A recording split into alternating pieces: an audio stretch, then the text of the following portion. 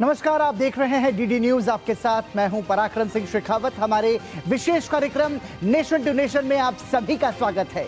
Nation to nation, जहां सरहदों के पार की हर हलचल पर रहती है हमारी पैनी नजर। आज हम आपको सीधे जोड़ेंगे दुनिया की सबसे बड़ी सुर्खियों से। वो फैसले जो बदल रहे हैं वैश्विक समीकरण, और वो घटनाएं जिन्होंने पूरे हफ्ते अंतरराष्ट्रीय मंच पर मचाई है हलचल। खबर सिर्फ हेडलाइन नहीं होगी, हर पहलू, हर रणनीति और हर असर, ग्राउंड जीरो के हालात, अंतरराष्ट्रीय समुदाय की प्रतिक्रिया, वो भी तथ्यों के साथ, विश्लेषण के साथ और सबसे सटीक दृष्टिकोण के साथ। आइए सबसे पहले नजर डालते हैं आज की 3 बड़ी खबरों पर, जिन पर विस्तार से हम बात करेंगे।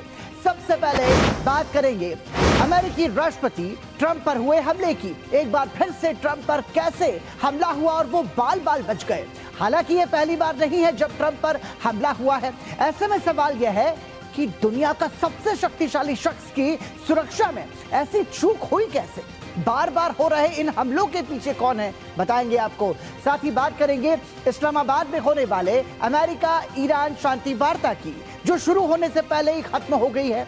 ईरानी विदेश मंत्री बिना वार्ता में शामिल हुए वापस गए, तो अमेरिका का दल भी वापस लौट चुका है। ऐसे में सवाल यह है, क्या एक बार से ईरान पर अमेरिका एक बार फिर हमला करेगा? इसके अलावा बात करेंगे पाकिस्तान की, जो कल तक सिंधु जल समझौते पर गीदड़ भभकी देता था, आज वही पाकिस्तान गिड़गिड़ा रहा है। भारत के किस एक्शन से पाकिस्तान की हवा गुल हो गई और क्यों पाकिस्तानी नेताओं की नींद उड़ी है, इस पर भी हम आपको पूरी जानकारी देंगे। इसी के साथ आइए शुरू करते हैं नेशन टू नेशन। और सबसे पहले बात उस घटना की जिसने पूरी दुनिया को हैरान कर दिया है। दुनिया के सबसे ताकतवर शख्स यानी अमेरिकी राष्ट्रपति डोनाल्ड ट्रंप पर एक बार फिर से हमला हुआ है। इससे पहले भी ट्रंप पर हुए हमले कई बार हुए हैं, लेकिन इस बार वो अमेरिका के राष्ट्रपति के पद पर हैं। और इस कार्यक्रम में ट्रंप के अलावा उनकी पूरी कैबिनेट और कई बड़े अधिकारी मौजूद थे। अमेरिका की राजधानी वॉशिंगटन डीसी में सालाना व्हाइट हाउस कॉरेस्पॉन्डेंट डिनर के दौरान फायरिंग हुई।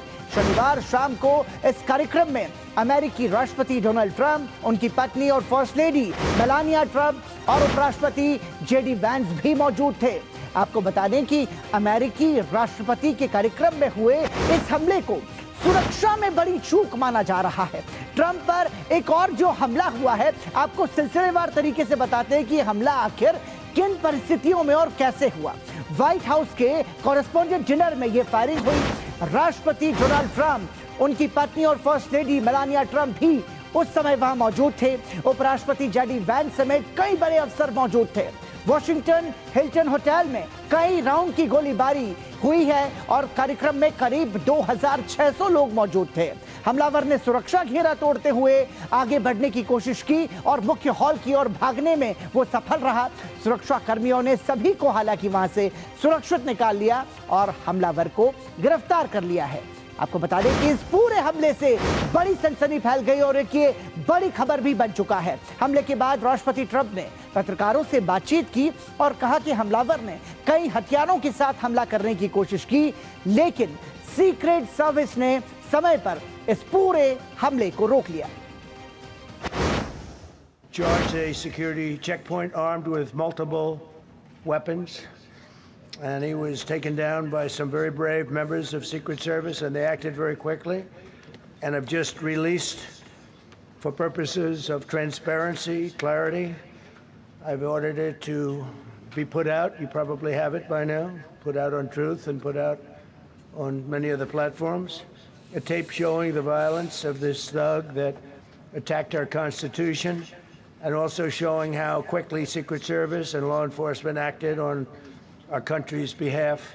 Really did a great job. ये हमला वॉशिंगटन हिल्टन होटल में हुआ और आपको बता दें कि वॉशिंगटन हिल्टन होटल में यह पहला हमला नहीं था। 1981 में रोनाल्ड रीगन पर भी हमला हुआ था। ऐसे में सवाल यह है कि क्या यह सुरक्षा में बड़ी चूक नहीं है? होटल हिल्टन में कॉरेस्पॉन्डेंट डिनर के दौरान बात करते समय ट्रंप को अचानक उनके सुरक्षाकर्मी बाहर ले गए। तब तक वहां मौजूद लोगों को गड़बड़ी का आभास हो गया था। ट्रंप के बाद उपराष्ट्रपति समेत सभी अधिकारियों को निकाला गया और इस दौरान लोग टेबल के नीचे या फिर जमीन पर लेटे हुए दिखाई दिए। हर और सुरक्षाकर्मी बंदूकों के साथ तैनात दिखे। किसी को समझ नहीं आ रहा था कि गोलीबारी आखिर किसने की। थोड़ी देर बाद जब हालात काबू में आए तो वहां मौजूद लोगों को बाहर निकाला गया। लेकिन इस पूरे हमले ने एक बड़ी चर्चा को भी यहां पर जन्म दे दिया है। अमेरिकी राष्ट्रपति ने इसे संविधान पर हमला करार देते हुए कहा कि हम इसकी तह तक जाएंगे। हमले में घायल अधिकारी अब सुरक्षित है।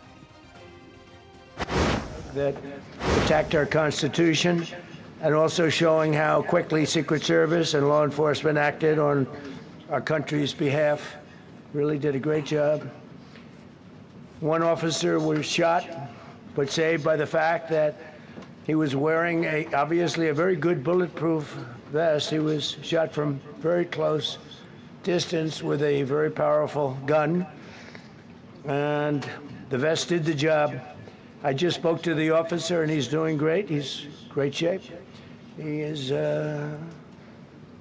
has very high spirits, and we told him we love him and respect him, and he's a very proud guy. He's very proud of what he does, Secret Service agent. तो अमेरिकी राष्ट्रपति डोनाल्ड ट्रंप पर यह हमला होता है और उसके बाद वो प्रतिक्रिया देते हैं। आपको बता दें कि अमेरिकी राष्ट्रपति की सुरक्षा में सीक्रेट सर्विस के जो जवान हैं वो तैनात होते हैं और उस बात का जिक्र डोनाल्ड ट्रंप कर रहे थे। और अब आपको दिखाते हैं कि हमलावर ने किस तरह से एक अधिकारी को गोली मारकर ट्रंप तक पहुंचने की कोशिश की। ये तस्वीर आप देख रहे हैं हमलावर की, जिसे अब गिरफ्तार कर लिया गया है। तो वो भागता हुआ दौड़ता हुआ वहां पर आता है और अधिकारी को गोली मारता हुआ, सुरक्षा घेरा तोड़ता हुआ उस और आगे बढ़ता है जहां पर डोनाल्ड ट्रंप और उनकी कैबिनेट के कई सारे खास लोग बैठे हुए थे। तस्वीर के माध्यम से हम आपको ये सीधी तस्वीर जो है इस हमले की दिखा रहे हैं। ये वो शख्स है जो जमीन पर लेटा हुआ है, ये हमलावर है जिसे गिरफ्तार कर लिया गया। और दूसरी तस्वीर जो आप देख रहे हैं वो हमलावर की सुरक्षा घेरा को तोड़कर डोनाल्ड ट्रंप तक पहुंचने की कोशिश करता हुआ इस तस्वीर में वो नजर आ रहा है।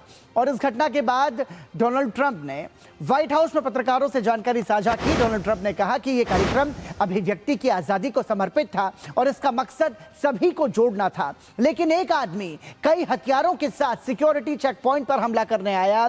उसे सीक्रेट सर्विस के बहादुर सदस्यों ने रोक लिया। ट्रंप ने सोशल मीडिया पर उस आदमी की हिरासत में ली गई तस्वीर भी साझा की और कहा कि संदिग्ध व्यक्ति बहुत बीमार है। तो ये यहां पर समझना होगा। और आइए अब हम आपको ये भी बताते हैं कि ये जो व्यक्ति जिसने हमला किया, ये व्यक्ति कौन था। आपको बता दें कि इस व्यक्ति का नाम कोल थॉमस एलन है, जिसकी उम्र 31 साल बताई जा रही है और ये शख्स कैलिफोर्निया का रहने वाला है। तस्वीर में दिख रहा जमीन पर लेटा हुआ ये वही शख्स है जिसने गोलीबारी को अंजाम दिया। अमेरिकी राष्ट्रपति डोनाल्ड ट्रंप पर इसने हमले की कोशिश की और अब इसे गिरफ्तार कर लिया गया है। जांच के बाद अधिकारियों का मानना है कि आरोपी अकेले ही इस हमले में शामिल था। This is a very preliminary investigation at this point. We do know that law enforcement exchanged gunfire with the individual. We do know that a U.S. Secret Service uniformed division officer was struck in his vest. He was transported to a local hospital for treatment. He seems to be in good spirits at this time. We're very early in the investigation. We have members of the United States Secret Service, the Metropolitan Police Department, and the FBI here to continue to investigate this matter. But at this point, it does appear he is a lone actor. तो white house के correspondent dinner के हमले की घटना के बाद वहां मौजूद लोगों ने क्या कुछ कहा, आप भी सुनिए। Yeah, I was in the lower lobby there, and right before the escalator that goes down, and we heard 3 shots back to back, pop, pop, pop, and I bolted for the door. I didn't even wait to see, like, you know, what was going on behind me. I just heard it, and it sounded like it was behind me, so I ran out. Okay. And, you know, of course, so many things are running through your head, but that's kind of, just from my vantage point, what happened. Man, we were sitting there, and all of a sudden we heard a few loud bangs, and it's hard to tell immediately, but then a bunch of people came sprinting into the room, and we saw everybody getting rushed out, Donald Trump first, and that's when it became pretty obvious what was going on, and every single person around me just jumped under a table. I was in the bathroom when I heard 6 or 7 shots ring. I'm not sure exactly. And what was going through my head was that I thought those were gunshots, but I could not be certain.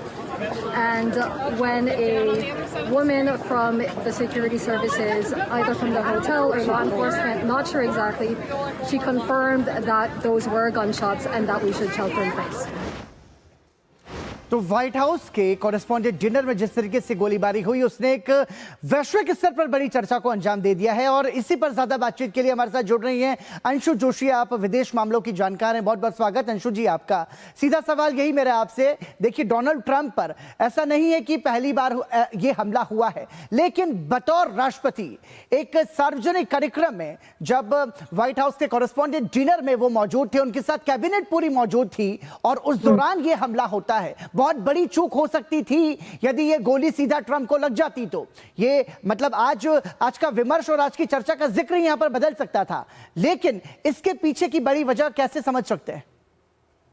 पराक्रम, निश्चित तौर पर हम ये समझें कि जिस तरह से विश्व के सर्वशक्तिमान देश माने जाने वाले अमेरिका के राष्ट्रपति पर जिस प्रकार से ये हमला हुआ है और ये एक पूरा मल्टी लेयर्ड मैकेनिज्म होता है उनकी सुरक्षा का, उनके परिवार की सुरक्षा का, अमेरिका के उपराष्ट्रपति की सुरक्षा का, जिसको यूनाइटेड स्टेट्स सीक्रेट सर्विसेज संभालती हैं, जिसमें कि 7,000 के करीब अधिकारी होते हैं और इसमें से 300 प्लस जो होते हैं वो अमेरिका की राष्ट्रपति की सुरक्षा के लिए अकेले लगे होते हैं। तो इस तरह की व्यवस्था में यदि कोई व्यक्ति, जो ये कोल थॉमस एलन नाम से पहचान हुई है इस लड़के की, 30-31 साल का लड़का एक शॉटगन लेकर के 3 घेरे सुरक्षा के पार करके कैसे हिल्टन होटल में ट्रंप तक पहुंचने का प्रयास करता है, अपने आप में ये बहुत बड़ा प्रश्न चिन्ह है।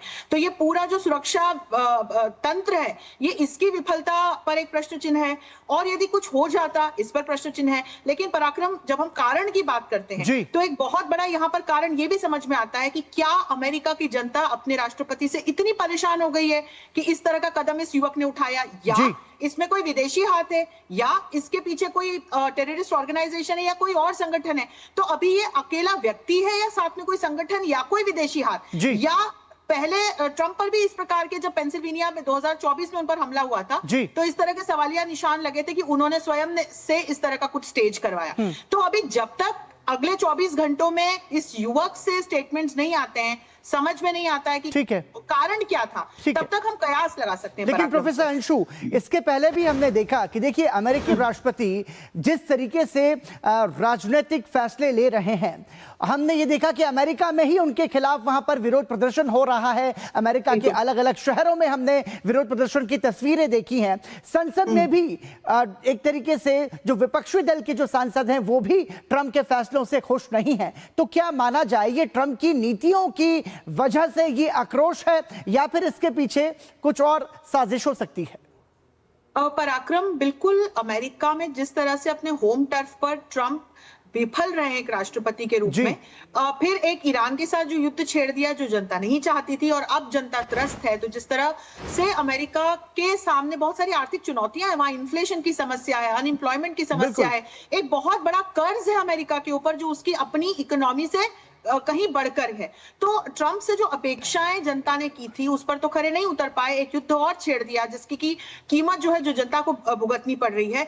तो यहाँ पर ये समझ में आता है कि ये कारण हो सकता है। गन लॉबी हम सब जानते हैं पराक्रम की कितनी प्रिवेलिंग, कितनी पावरफुल है अमेरिका में, लगभग हर दूसरे व्यक्ति के पास गन होती है और इस प्रकार की जो घटनाएं हैं स्कूलों में, कॉलेजेस में या पब्लिक प्लेसेस में हमने होती हुई देखी है। लेकिन फिर कहूंगी कि अमेरिका के राष्ट्रपति पर इस प्रकार का हमला होना, एक मल्टी लेयर्ड सिक्योरिटी मैकेनिज्म को तोड़कर 3 घेरों को पार करके आगे बढ़ जाना, हिल्टन होटल जैसी जगह पर कैलिफोर्निया से एक छोर दूसरी छोर वॉशिंगटन आ जाना, तो ये मुझे लगता है कि पीछे कोई बड़ा षड्यंत्र भी हो सकता है। इसके साथ साथ प्रोफेसर अंशु, जब हमने इस पूरे घटना के बाद में अमेरिकी राष्ट्रपति डोनाल्ड ट्रंप की प्रतिक्रिया सुनी तो वो पहले वो ईरान का नाम ले लेते हैं, लेकिन बाद में फिर वो अपने बयान से पलट जाते हैं। हालांकि ट्रंप का ये कोई पहली बार ऐसा नहीं है जब वो अपने बयान से पलट गए हों, लेकिन एक तरफ युद्ध की स्थिति, दूसरी तरफ अपने देश में भी उनको विरोध का सामना करना पड़ रहा है और उसके बाद इस तरह की कयास जो वो लगा रहे हैं, पहले ईरान का नाम ले लेना फिर पीछे पलट जाना, ये किस तरह की प्रतिक्रिया है, ये स्ट्रेटेजी को कैसे समझेंगे?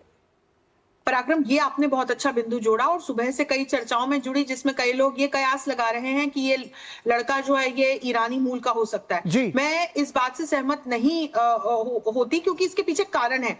आप देखिए, जब अमेरिका ने ईरान पर आक्रमण किया, ईरान की जनता 28 फरवरी तक सड़कों पर थी रिजीम चेंज करने के लिए। लेकिन जब अमेरिका ने आक्रमण किया और उनके सुप्रीम कमांडर खामेनेई की डेथ हुई, तो जनता अपने शासन के साथ सिंपैथेटिक होकर अमेरिका के सामने खड़ी हो गई। तो ये समझने की बात है कि गलती से भी ईरान इस प्रकार का कोई हमला ट्रंप पर नहीं कराएगा, और यदि कोई ईरानी मूल का व्यक्ति इस प्रकार की हरकत करता है तो उससे अमेरिका की जनता की सिंपैथी सीधे सीधे ट्रंप के साथ जुड़ जाएगी। तो जो अभी एक अलोकप्रियता का सामना कर रहे हैं, अभी विफलताओं का सामना कर रहे हैं, जनता जिस तरह से बिल्कुल ड्रिफ्टेड है, वो साथ में आकर के जुड़ जाएगी ट्रंप के। तो मुझे नहीं लगता कि इसमें ईरान का कोई हाथ होना चाहिए। लेकिन हाँ, कोई आतंकवादी संगठन हो सकता है या कोई इस प्रकार के विरोधी लोग या संगठन हो सकते हैं जो ट्रंप की नीतियों से बिल्कुल भी खुश नहीं है। पराक्रम, बिल्कुल। तो ये अब समय इसमें आगे पता चलेगा कि किस तरीके के खुलासे होते हैं। जो गिरफ्तार हुआ है हमलावर, उसकी क्या प्रतिक्रिया आती है, वो किस तरीके से अपने बयान दर्ज करता है, और फिर खुलासा होगा कि आखिर इस हमले के पीछे की साजिश का पूरा सच क्या था। बहुत बहुत धन्यवाद प्रोफेसर अंशु जोशी इस चर्चा में हमारे साथ जुड़ने के लिए। इसी के साथ नेशन टू नेशन में रुक रहे हैं एक छोटे से ब्रेक के लिए। बने रहिए हमारे साथ।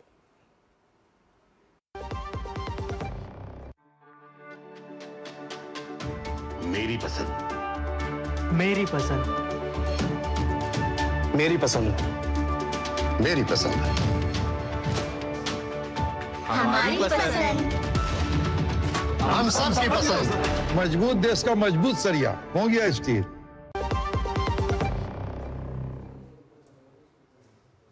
एक बार फिर आपका स्वागत। आप देख रहे हैं नेशन टू नेशन, और अब बात अमेरिका और ईरान में होने वाली शांति वार्ता की, जो शुरू होने से पहले ही खत्म हो गई। इन दोनों के बीच में शांति वार्ता होनी थी। ईरानी विदेश मंत्री पाकिस्तान आते हैं और पाकिस्तानी नेताओं और असीम मुनीर से मिलकर वापस लौट जाते हैं। अमेरिका से आ रही टीम अभी पाकिस्तान पहुंची भी नहीं थी, जिसके बाद ट्रंप ने अपनी टीम को वापस बुला लिया। इसके साथ ही शांति वार्ता पर विराम लग गया है। ईरान ने पहले दौर की वार्ता के बाद अपनी शर्त और आपत्ति पाकिस्तानी नेताओं को सौंप दी है, और आगे की बातचीत से पहले इन पर अमेरिका से सहमति वो चाहता है, लेकिन ऐसा होता दिख नहीं रहा है। आपको बता दें कि इस्लामाबाद में जो शांति वार्ता होनी थी उस पर तो अब पूरी तरीके से ग्रहण लग चुका है। पाकिस्तान में जो शांति वार्ता ये होनी थी वो टल चुकी है, क्योंकि ईरानी विदेश मंत्री वापस लौट चुके हैं। उन्होंने अपनी तमाम सारी आपत्तियां और अपनी जो शर्तें हैं वो पाकिस्तानी नेताओं को सौंप दी हैं। पाकिस्तानी नेताओं से मुलाकात के बाद वो वापस लौट चुके हैं, और ईरान के विदेश मंत्री की मिस्र और तुर्की से भी बातचीत हुई है। अमेरिकी प्रतिनिधिमंडल भी वापस लौट चुका है। सारे पत्ते हमारे पास हैं। इस बीच आप ये अब सुनिए जरा, अमेरिकी राष्ट्रपति डोनाल्ड ट्रंप क्या कह रहे हैं। वो अब भी ये कह रहे हैं कि सारे पत्ते हमारे ही पास है, जो हम तय करेंगे वो ही होगा। मतलब एक तरीके से अमेरिकी राष्ट्रपति डोनाल्ड ट्रंप यहां पर ईरान पर अपना अपर हैंड रख रहे हैं, ऐसा वो नजर आ रहे हैं करते हुए। ईरान पर अभी कोई फैसला नहीं है, ये भी ट्रंप का कहना है। ईरान के राष्ट्रपति मसूद पेजेश्कियन ने कहा है कि तेहरान दबाव और धमकियों के बीच अमेरिका के साथ जबरन बातचीत नहीं करेगा। साथ ही उन्होंने जहाजों पर लगी नाकेबंदी हटाने को भी अपनी जरूरी शर्तों में से एक बताया है। तो इस बीच ये जो पेच है ये फिलहाल यहां पर फंसता हुआ नजर आ रहा है। अमेरिकी राष्ट्रपति ने इस वार्ता के रद्द होने के बाद ईरान पर तंज कसते हुए कहा कि ईरान में फैसले कौन ले रहा है अभी ये पता नहीं है। Probably heard that we canceled the trip. We have all the cards. We're not going to spend 15 hours in airplanes all the time going back and forth to be giving a document that was not good enough. And so we'll deal by telephone, and they can call us anytime they want. Again, we have all the cards. They have no military left, practically. They have no leaders left. We don't know who the leaders are. Nobody knows who the leader. I don't think they know who the leaders are, very importantly. So. जानकारों का मानना है कि America इस वार्ता से क्या हासिल करना चाहता है यह भी साफ नहीं है।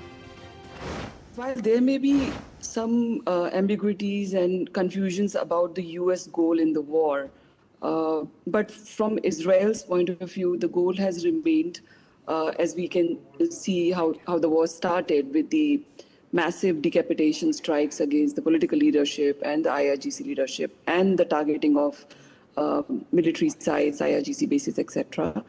The goal has been to trigger a collapse and also, of course, to degrade the missile capabilities of Iran.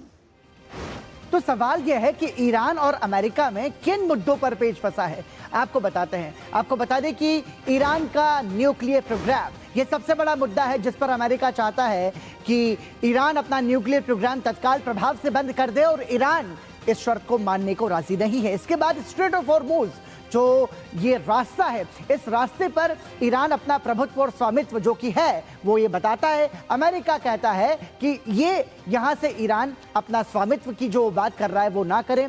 Ballistic missile programme जो है वो ईरान का, उससे भी अमेरिका को दिक्कत है। अमेरिका कह रहा है कि बैलिस्टिक मिसाइल प्रोग्राम भी बंद कर दो, और ईरान से प्रतिबंध हटाना, ईरान की जो तमाम सारी शर्त है कि उस पर लगाए गए सारे जो प्रतिबंध है वो हटाए जाएं। तो ये तमाम सारे ऐसे मुद्दे हैं, ये जो मुद्दा है ये अमेरिका और ईरान के बीच में फंसा हुआ है। और कई विशेषज्ञों के अनुसार अमेरिकी घेरेबंदी के कारण ईरान पूरी तरह से घिर चुका है और वो इसे खत्म करने की पूरी कोशिश करेगा। Iran is somewhere like Abhimanyu, which is trapped inside the blockade, which is provided by the created by the United States of America, and the orientation for this Chakravyuh is that to disorient Iran, trap it inside, and it should not get outside that Chakravyuh. And to counter move that, what Iran has done, Iran said that we are not going ahead with the talks in Pakistan. So as of now, it suggests somewhere that the psychological games are played, and it's not just the military and tactical game. और इसी के साथ आइए बढ़ते हैं अगली खबर की ओर, और आपको बता दें कि जैसे जैसे गर्मी का पारा चढ़ रहा है, पाकिस्तानी नेताओं और आसिम मुनीर के सिर का बल भी बढ़ रहा है। चढ़ती गर्मी के दौरान भारत के एक फैसले से अब पाकिस्तान का गला सूखना शुरू हो गया है। सिंधु जल समझौता रद्द होने के बाद अब पाकिस्तान जाने वाला पानी जो है वो रोक दिया गया है, और इसके साथ ही कल तक पाकिस्तान जो गीदड़ भभकी देने वाला पाकिस्तान था वो अब गिड़गिड़ाने लगा है, यानी कि उसके सुर बदल गए हैं। भारत से आने वाले नदियों के पानी को लेकर पाकिस्तान ने संयुक्त राष्ट्र सुरक्षा परिषद से अपील की है कि वो भारत से सिंधु जल संधि, इंडस वाटर ट्रीटी को पूरी तरह से बहाल करने के लिए कहे। संयुक्त राष्ट्र में पाकिस्तान के स्थायी प्रतिनिधि आसिम इफ्तिखार अहमद ने इस मुद्दे को औपचारिक रूप से उठाया। उन्होंने पाकिस्तान के उप प्रधानमंत्री और विदेश मंत्री इशाक डार का पत्र यूएनएससी के अध्यक्ष जमाल फारिस अल-रुवाई को सौंपा। यानी पाकिस्तान अब पानी के लिए बेचैन हो रहा है और अब उसके सुर भी यहाँ पर बदल गए हैं। आपको बता दें कि यहाँ पर सवाल ये है कि पाकिस्तान आखिर इतना परेशान क्यों है, तो इसका जवाब है भारत का एक्शन। भारत उन नदियों पर तेजी से डैम और बैराज बना रहा है जिससे अब तक पाकिस्तान को भारत के हिस्से का पानी भी मिलता था। शाहपुर कंडी बैराज अब पूरी तरह से तैयार है। आपको बताते हैं इसके महत्व के बारे में। पूरा नाम है इस डैम का शाहपुर कंडी बैराज, और ये क्यों महत्वपूर्ण है और क्यों इसने पाकिस्तान की नींद उड़ा रखी है और उसका गला सुखा रखा है, ये भी आपको बताते हैं। आखिरी चरण में शाहपुर कंडी बैराज का निर्माण काम जो है वो अपने अंतिम दौर में है। मई 2026 तक ये पूरी तरह से शुरू हो जाएगा और जम्मू कश्मीर के सीमावर्ती जिलों में अतिरिक्त सिंचाई के लिए भी इसका उपयोग जो है वो महत्वपूर्ण है। पठानकोट और गुरदासपुर को अतिरिक्त पानी इसके माध्यम से मिलने लगेगा, और साथ ही रावी नदी का वो अतिरिक्त पानी जो है वो पूरी तरीके से इसके माध्यम से रोक दिया जाएगा। और यही बड़ी वजह है कि पाकिस्तान की अब नींद भी यहाँ पर हराम हो गई है और उसका गला भी सूख रहा है। पाकिस्तान जाने वाला अतिरिक्त पानी इसके माध्यम से रोक दिया जाएगा। मतलब ये प्रक्रिया जो है वो भारत ने शुरू कर दी है, और इस परियोजना की कुल क्षमता 206 मेगावाट है। मतलब एक तरीके से पाकिस्तान का गला तो सूखेगा ही, साथ ही साथ हमारे यहाँ पर बिजली का निर्माण भी इसके माध्यम से हो सकेगा। और आपको बता दें कि ये पहली परियोजना नहीं है जो पाकिस्तान की नींद उड़ा रही है। सियालकोट जल विद्युत परियोजना भी ऐसे ही योजना है जिसने पाकिस्तान की हालत खराब कर दी है। आपको बता दें कि ये परियोजना 1984 से लंबित थी और अब इसे तेजी से पूरा किया जा रहा है। चिनाब नदी के पानी का उपयोग करके इसके माध्यम से बिजली पैदा होगी। 8000 मिलियन यूनिट स्वच्छ ऊर्जा के निर्माण का अनुमान इसके माध्यम से है। 31,000 करोड़ से अधिक की इसकी अनुमानित लागत है, जो कि 2 चरणों में इसका विकास पूरा किया जाएगा। पहले चरण में 1200 और दूसरे चरण में 656 मेगावाट बिजली का उत्पादन इस परियोजना के माध्यम से होगा। और इस योजना में बांध की ऊंचाई 192.5 मीटर की होगी। अब आपको बताते हैं कि इसके अलावा भी जो तमाम सारी परियोजनाएं हैं जिस पर भारत काम कर रहा है, और सिर्फ काम नहीं कर रहा, बहुत तेजी से काम कर रहा है। मतलब एक तरीके से पानी को लेकर के, पानी के प्रयोग इस्तेमाल को लेकर के भारत ने पाकिस्तान की पूरे नाकेबंदी की शुरुआत कर दी है। खास तौर से वो पानी जो भारत की सीमा से होकर भारत से पाकिस्तान जाता है। आपको बता दें कि जो तमाम सारी दूसरी परियोजनाएं हैं जिसके माध्यम से पाकिस्तान का हलक और सूखने वाला है, उनमें स्वालकोट परियोजना, पाकलजुल, रतले परियोजना, कीरू, क्वार, दुलहस्ती स्टेज 2 परियोजना, किशन गंगा, तुलबुल नेविगेशन परियोजना, प्रोजेक्ट निम्मू बाजको और चुटक, ये तमाम सारे ऐसे भारत के प्रोजेक्ट्स हैं जिन पर लगातार तेजी से बांध बनाने का काम भारत कर रहा है। और इन परियोजनाओं के माध्यम से भारत से जाने वाला जो पानी है वो पूरी तरह से पाकिस्तान में जाने से रोक दिया जाएगा। सवाल यह है कि पाकिस्तान क्यों परेशान है, इसका जवाब भी आपको बताते हैं। दरअसल पश्चिमी नदियों में सबसे बड़ा प्रवाह जो है वो हमारे भारत से बहने वाली नदियों का होता है, जिसे भारत अब रोक देगा। इसके अलावा पाकिस्तान का अन्न भंडार, एक तरीके से आप समझिए कि पानी की जो सप्लाई है वो अगर रुक जाएगी तो फिर वहां पर जो अन्न भंडार की जो स्थिति है उस पर उसका सीधा प्रतिकूल असर पड़ेगा। आर्थिक सुरक्षा, स्वाभाविक रूप से जल ही जीवन तो जब कहा जाता है, लेकिन जब पानी नहीं होगा तो ऐसे में आर्थिक संकट भी पाकिस्तान में और गहराता जाएगा, जो कि पहले से ही खराब हालत है पाकिस्तान की। तो मतलब पहले करेला और ऊपर से नीम चढ़ा। भोजन और पेयजल सुरक्षा भी पूरी तरीके से पाकिस्तान की इसके माध्यम से प्रभावित होगी, और सिंधु नदी पर भी इसका सीधा सीधा प्रतिकूल असर पाकिस्तान पर पड़ेगा। तो भारत के तमाम सारे ऐसे प्रयास हैं जिनके माध्यम से अभी तो फिलहाल गर्मी की शुरुआत है, लेकिन इस शुरुआत में ही भारत के एक्शन ने पाकिस्तान का हलक सुखा दिया है। अब आगे पाकिस्तान क्या करेगा और कहां कहां जाके गिड़गिड़ाएगा, ये देखने वाली बात होगी। लेकिन हम उम्मीद करते हैं कि भारत अपने रणनीतियों के माध्यम से पाकिस्तान को उसका सही स्तर जरूर दिखाने में सफल रहा है और आगे भी सफल रहेगा। इसी के साथ नेशन टू नेशन में आज के लिए इतना ही। हमें और हमारी पूरी टीम को दीजिए अनुमति। नमस्कार।